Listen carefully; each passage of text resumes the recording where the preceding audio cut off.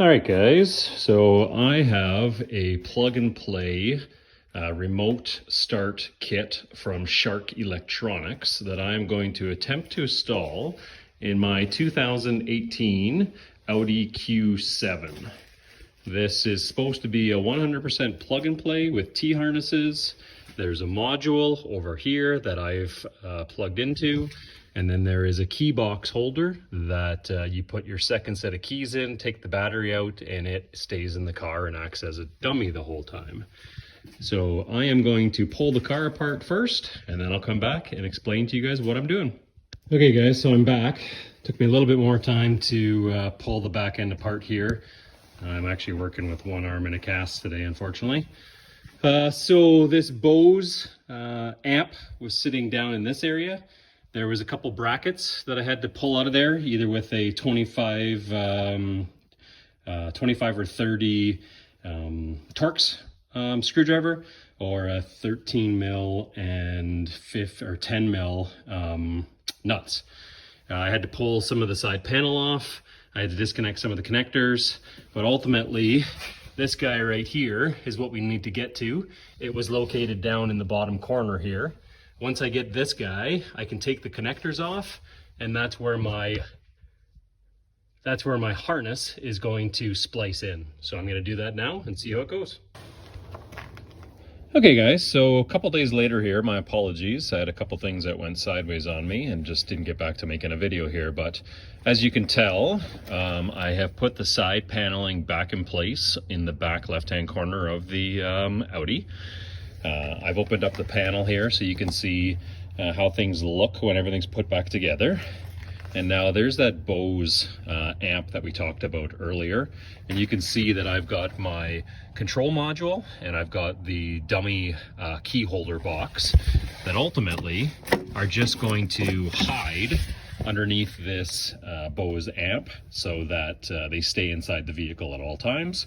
And that's what ultimately is going to receive our signal from the second key fob when we go to activate the remote start. So I'm just going to close this back up and I'll go through programming the second key fob now.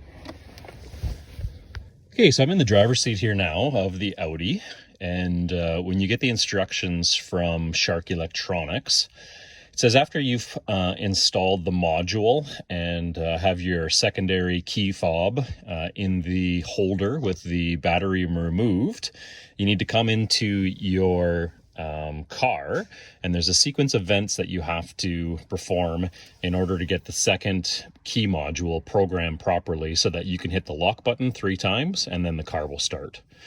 So I've already programmed the car and the lock module, but I'll run through the steps that I did. So the very first step was to turn on the ignition so that you have power. It will tell you to go back to your control module, and it will make sure that there is a green light. Make sure there's a green light that shows up on the module for, I don't know, about 2 or 3 seconds, and that green light goes away. Once you've confirmed that green light, you would turn the power back off. Once the power was turned off, the next step it tells you to do is to actually turn on the engine. Once you turn the engine on, it wants you to wait 15 seconds. After 15 seconds, what it tells you to do, and this was key and it confused me the first time, it said to make sure that your electronic park brake was turned off. Now my electronic park brake is down here, and it also is always turned off. It actually doesn't turn on unless you turn it on. So I had to get some clarity on that, but you don't actually have to do anything with the park brake. After 15 seconds, you would push and hold the brake. Once you're holding the brake on your key fob, you would push the lock button 3 times. After you push it 3 times, you would release the brake. And when you release the brake, you should see your hazard lights then flash twice. When your hazard lights flash twice, that tells you that you have now reprogrammed your key control module for your for your remote start. Okay, so this system actually was pretty easy to install, to be honest with you. You don't need much for tools outside of the 2 Torx screwdrivers, a T25 and a T30, and then a set of metric 10 mil and a metric 13 mil in order to make this happen.